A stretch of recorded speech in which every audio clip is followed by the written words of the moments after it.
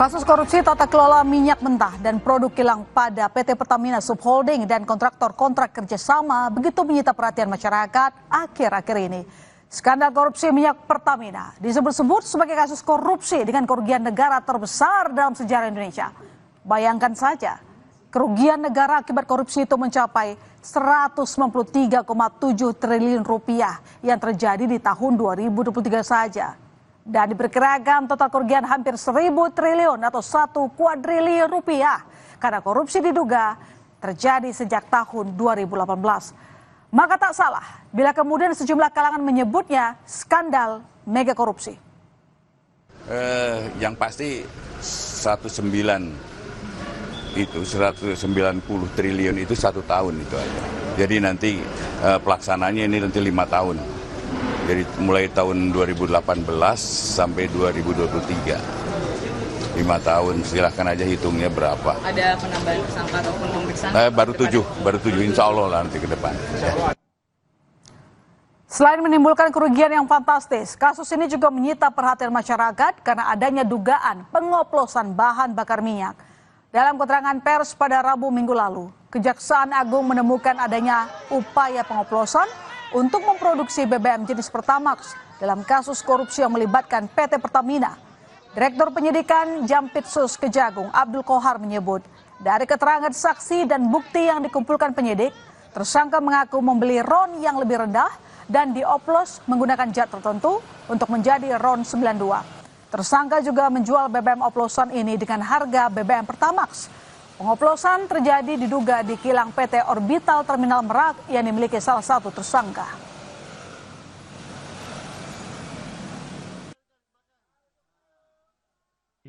Bahwa tadi memang disampaikan tidak ada blending, ya, RON tidak berubah. Tetapi penyidik menemukan tidak seperti itu.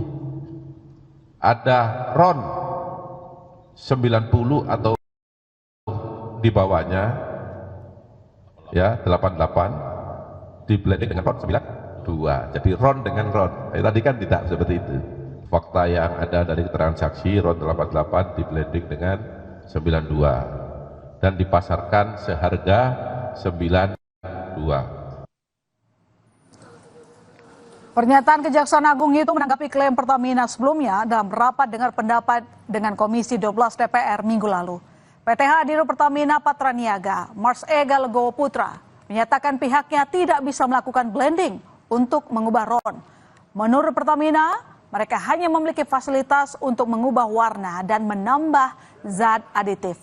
Diketahui BBM Pertamina merupakan produk jadi yang sesuai dengan RON masing-masing, yakni Pertalite memiliki RON 90 dan RON 92 untuk Pertamax.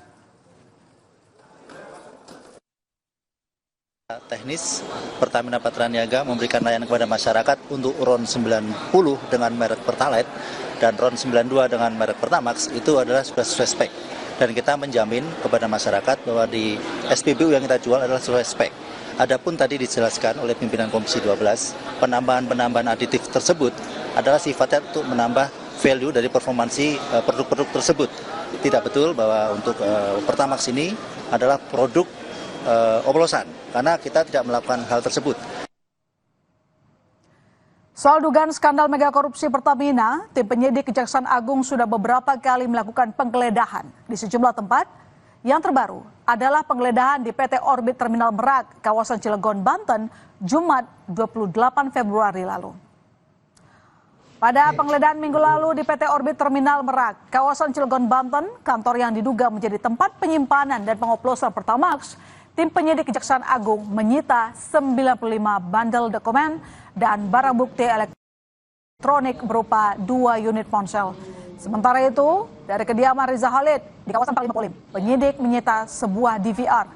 Tim penyidik masih menganalisis keterkaitan sejumlah barang bukti yang ditemukan dari PT OTM dan kediaman Riza Khalid Kamis kemarin.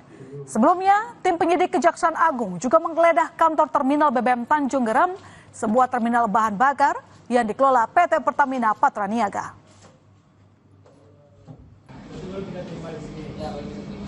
Di daerah Cilegon, ya, tepatnya di PT OTM, penyidik juga berhasil membawa menyita setidaknya 95 bundel berupa dokumen yang terkait dengan berbagai administrasi persuratan dan kontrak. Kemudian membawa barang bukti elektronik di salah satu rumah di Jalan Panglima Polim, dan dari sana penyidik membawa dan menyita berupa DPR ya, serta CCTV. Dugaan skandal mega korupsi di tubuh Pertamina membuat mantan Komisaris Utama PT Pertamina Basuki Cahayapurnama atau Ahok turut buka suara. Temuan kasus korupsi tata kelola minyak mentah diduga terjadi sejak tahun 2018 hingga 2023 atau dalam periode saat Ahok menjabat sebagai Komisaris Utama PT Pertamina tahun 2019 hingga 2024. Ahok menyebut sejumlah pihak diduga terlibat, salah satunya Ahok menyebut adanya oknum Badan Pemeriksa Keuangan atau BPK yang diduga terlibat. Kata Ahok, di kasus bukan cuma terkait Rifa Siahaan sebagai dir PT Pertamina Patraniaga. Ahok mengaku mencurigai ada oknum BPK yang terlibat langsung dalam kasus pengadaan zat aditif di perusahaan plat merah itu. Menurut Ahok, oknum dari BPK itulah yang menjadi backing agar Pertamina membeli zat aditif melalui transport dan tender yang tidak sah. Mantan Komisaris Utama PT Pertamina Basuki Cahayapurnama atau Ahok juga mengaku siap buka-bukaan soal Pertamina jika dirinya dipanggil Kejaksaan Agung. Ahok bahkan mengaku memiliki dokumen lengkap untuk membongkar penyelewengan yang terjadi di Pertamina. Kejaksaan Agung sebelumnya membuka peluang siapa saja yang berkaitan dalam kasus korupsi, tata kelola minyak mentah, dan produk kilang periode 2018-2023.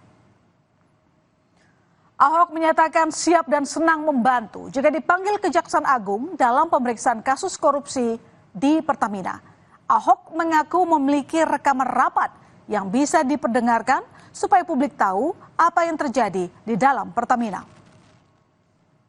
Jadi siapapun yang terlibat dalam perkara ini, baik berdasarkan keterangan saksi maupun berdasarkan dokumen atau alat bukti yang lain, pasti akan kita panggil untuk dimintai keterangan. Siapapun. Pernyataan Ahok soal akan membongkar rahasia di dalam tubuh Pertamina mendapat komentar dari advokat Hotman Paris. Hotman Paris menyebut Ahok seharusnya berhak melakukan pemeriksaan bila mencurigai adanya pelanggaran ketika masih menjabat sebagai Komisaris Utama PT Pertamina. Hotman juga menyayangkan sikap Ahok yang justru mengundurkan diri sebagai Komisaris Utama Pertamina pada 2024. Ini dia komisaris loh. Komisaris berhak mendiskors direktur utama kalau melihat ada pelanggaran. Sekarang kau cuap-cuap seolah-olah kau manusia suci. Waktu kau mundur, kau dengan tenang mengambil uang bonus miliaran dan gaji komisarisnya. Tidak ada satupun keluhan. Sekarang cuap-cuap seolah-olah kau pahlawan. Ya, mendingan diam. Untuk mengakomodasi keluhan masyarakat, Lembaga Bantuan Hukum LBH Jakarta membuka posko aduan. LBH Jakarta mengklaim menerima 519 aduan dari warga konsumen Pertamax yang diduga oplosan.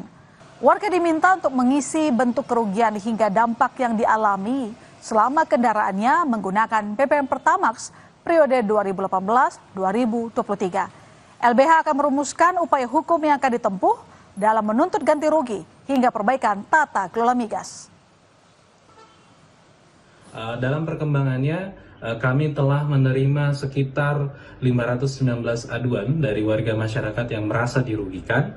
Adapun isi dari formulir yaitu berupa modeling dalam bentuk pertanyaan, misal intensitas warga masyarakat dalam mengkonsumsi BBM Pertamax, kemudian sampai pada dampak atau bentuk kerugian yang dialami ketika mengonsumsi BBM Pertamax dalam rentang waktu 2018 hingga 2023. Mencuatnya informasi terkait dugaan korupsi yang melibatkan sejumlah pejabat Pertamina ini membuat sejumlah warga khawatir. Mereka mengaku menjadi ragu menggunakan BBM jenis Pertamax yang saat ini beredar. Pemerintah pun diminta segera menyelesaikan permasalahan ini. Saya juga pakai Pertama sekarang.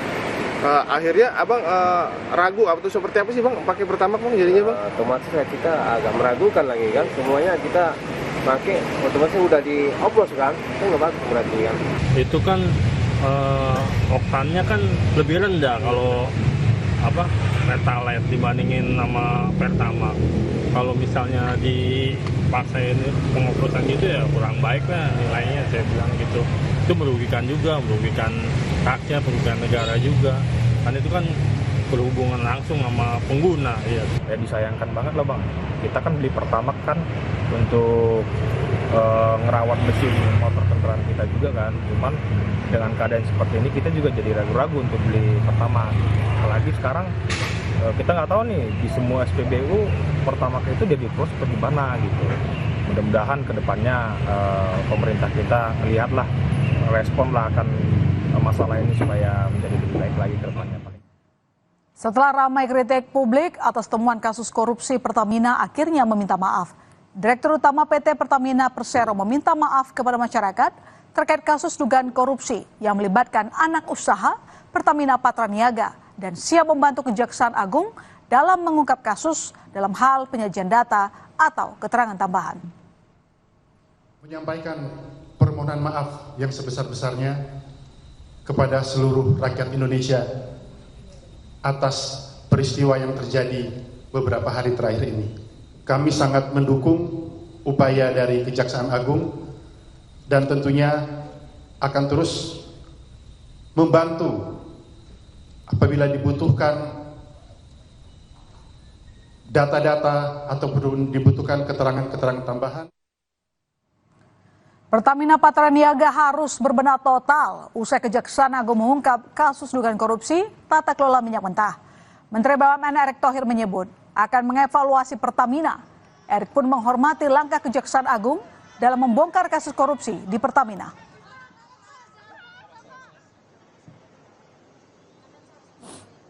Di Pertamina sendiri tentu kita akan review total. Seperti apa nanti bisa perbaikan-perbaikan yang kita lakukan ke depannya. Ya, banyak yang bicara bagaimana peran SKK Migas, bagaimana peran Menteri SDM, bagaimana Menteri BUMN, bagaimana juga lain-lain. Nah, ini yang kita konsolidasikan, kita harus berikan solusi. Bukan semata karena kekhawatiran terkait Pertamax oplosan dan tanda tanya besar di kalangan masyarakat soal jaminan keamanan BBM yang mereka beli.